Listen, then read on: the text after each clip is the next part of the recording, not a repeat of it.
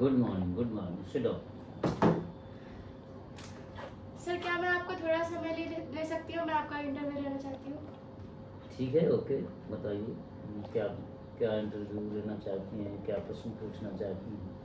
Sir मैं आपसे ये जानना चाहती हूँ कि आप पहले कई विद्यालयों में केमिस्ट्री लेक्चर के रूप में आपने काम किया है, फिर आपने अपनी उस नौकरी को छोड़ क्यों दिया?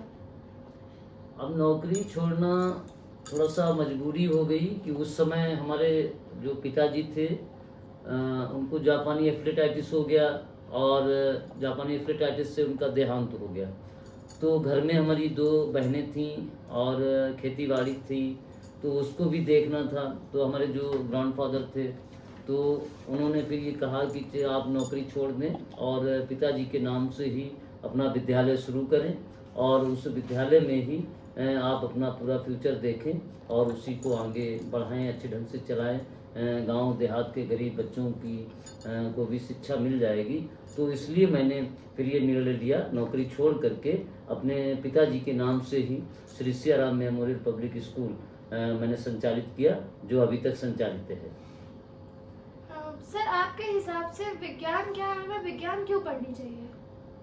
विज्ञान का मतलब है कि जैसे जो हमारे पढ़ने का और पढ़ाने का मात्र ध्येय है, उसमें विज्ञान हमको हर चीज़ का रीज़न बताती है, हर चीज़ का कारण बताती है कि कोई भी अगर बात है तो वो क्यों है और कैसे है। तो उसी के लिए मैंने तो एक यानी अपने बच्चों को समझाने के लिए मैं तो उनको एक शायरी के रूप में बताता हूँ कि हर बात का कोई ना कोई रीज़न होता है, हर काम का कोई ना कोई सीजन होता है। बार बार पढ़ने से रिवीजन होता है और पढ़ने से जो आए वो डिवीजन होता है। और रही बात जैसे जहाँ तक विज्ञान की बात है, तो विज्ञान तो प्रत्येक बच्चे को बहुत ज़्यादा लाइक करना चाहिए, क्योंकि उससे जितनी भी हमारी प्रकृति की जितनी भी हमको ऐसी चीज़ें लगती हैं, जादुई चीज़ें लगती हैं, उनका सबका समाधान हमारा विज्ञान देता है। जैसे कोई भी चीज़, जैसे आप ले लें कि हमारी पत्ती हरी क्यों है, ये कपड़ा लाल क्यों है, ये पीला क्यों है, तो उनका सबका समाधान हमारा विज्ञान देता है। और सर रीजन जो आपने बोला, वो रीजन है क्या? रीजन का मतलब है किसी भी बात की वास्तविकता को जानना। कि जैसे हमने कहा कि ये फूल है तो ये फूल लाल क्यों है, या फूल खुशबूदार क्यों है। फूल खुशबूदार क्यों होते हैं, हमने बताया ना कि हर बात का कोई ना कोई रीजन होता है। तो हर बात का रीजन का मतलब, जैसे हमने कहा कि फूल खुशबूदार है, फूल रंगीन है, तो ये क्यों है, इसका भी रीजन है। क्योंकि फूल का मतलब है कि उसी में मतलब उसका अगला वंश जो है उसी से चलता है।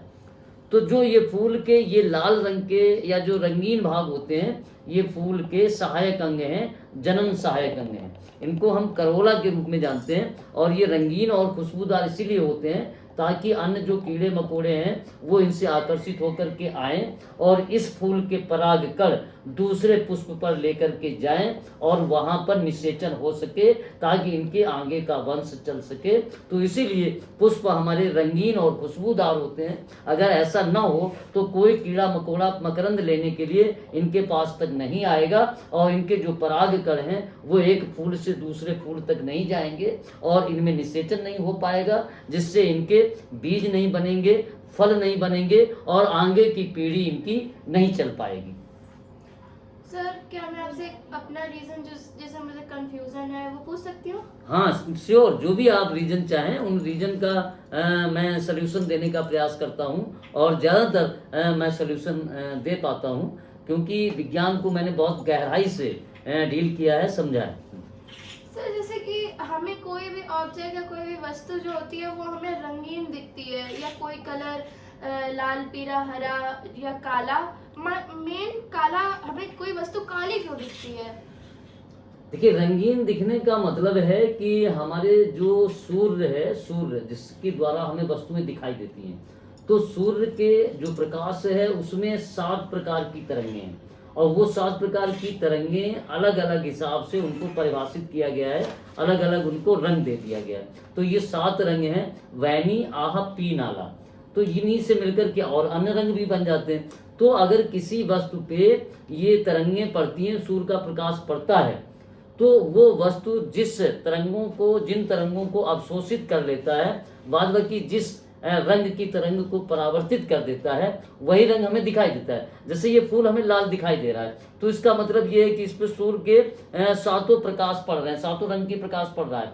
तो इसमें 6 रंग के प्रकाश को तो ये फूल जो है अवशोषित कर रहा है, सिर्फ लाल रंग के प्रकाश को ही परावर्तित कर रहा है, और इसीलिए ये फूल हमें लाल रंग का दिखाई दे रहा है। जैसे हमने कहा ये पत्ती हमें सफेद दिखाई दे रही, तो सफेद दिखाई देने का मतलब है कि इसके ऊपर जो भी प्रकाश पड़ रहा है, ये लगभग सभी प्रकाश को परावर्तित कर रहा है, किसी एक प्रकाश को अवशोषित नहीं कर रहा है, सभी प्रकाश को परावर्तित कर रहा है, और वो सभी प्रकाश मिलकर के हमें वो सफेद रंग के दिखाई दे रहे हैं। जैसे हमने कहा कोई वस्तु हमें काली दिखाई दे रही, तो इसके मतलब है कि उस पर जो भी प्रकाश पड़ रहा है, सभी प्रकाश को अपने अंदर अवशोषित कर रहा है और किसी भी विशेष रंग के प्रकाश को परावर्तित नहीं कर रहा है, इसीलिए वो वस्तु हमें काली दिखाई दे रही।